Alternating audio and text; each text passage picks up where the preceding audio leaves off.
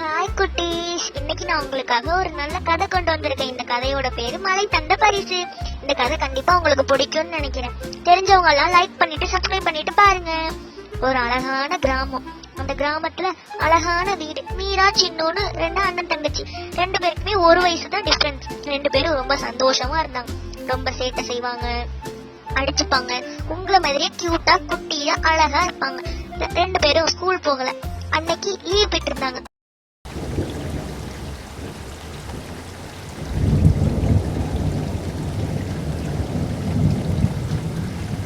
எப்பா ஒரே மழை, துணி கூட காயல.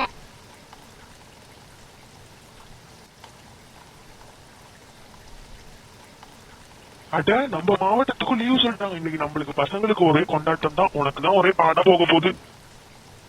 லீவ் சொல்லிட்டாங்களா? போச்சு போங்க. இனிமே அவங்கள சமாதானப்படுத்துறதே எனக்கு பெரிய வேலையா இருக்க போகுது.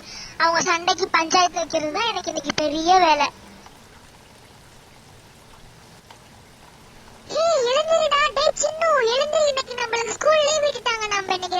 ஜாலியா விளையாடலாம், ஜாலியா இருக்கலாம்.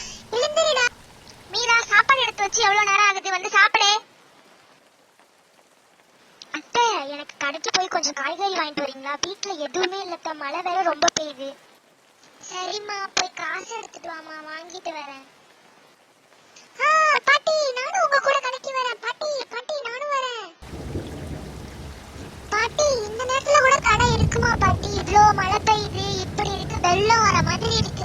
இப்ப கூட கடை இருக்குமா பாட்டி?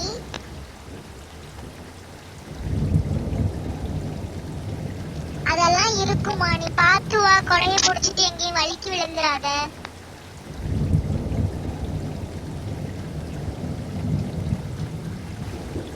பாட்டி, உங்களுக்கு அந்த சவுண்ட் கேக்குதா? எனக்கு ஒரு சத்தம் கேக்குது.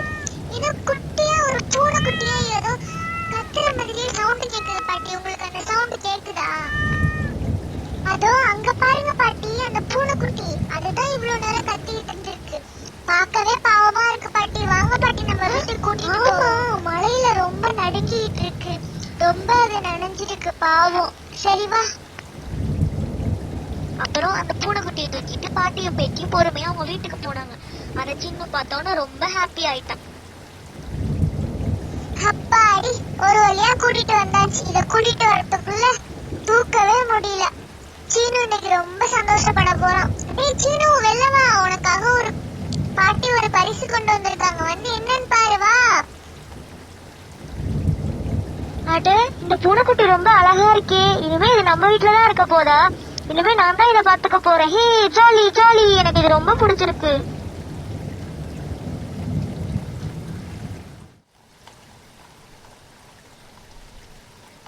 அடடே, நம்ம வீட்டுக்கு புது விருந்தாடி வந்திருக்காங்களா? அழகா இருக்கே.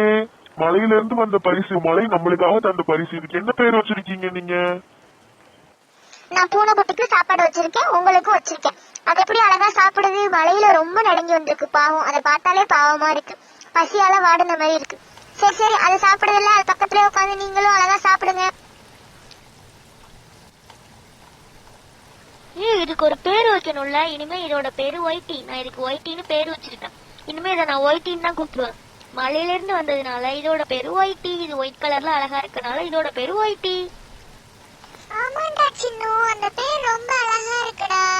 எனக்கும் இந்த பேர் ரொம்ப பிடிச்சிருக்கு. வா, ஒயிட்டி ஒயிட்டி ஒயிட்டி.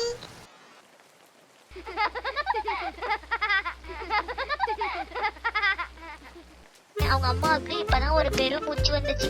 நம்ம குழந்தைங்க நம்மளோட இன்னைக்கு சேட்டை பண்ணாம நிம்மதியா ஜாலியா அங்க விளையாண்டுகிட்டு இருக்காங்களே, ரொம்ப சந்தோஷப்பட்டாங்க. அவ்வளவுதான். இந்த கதை பிடிச்சிருக்கா? பாய் பாய். இன்னொரு கதையில பாக்குறேன்.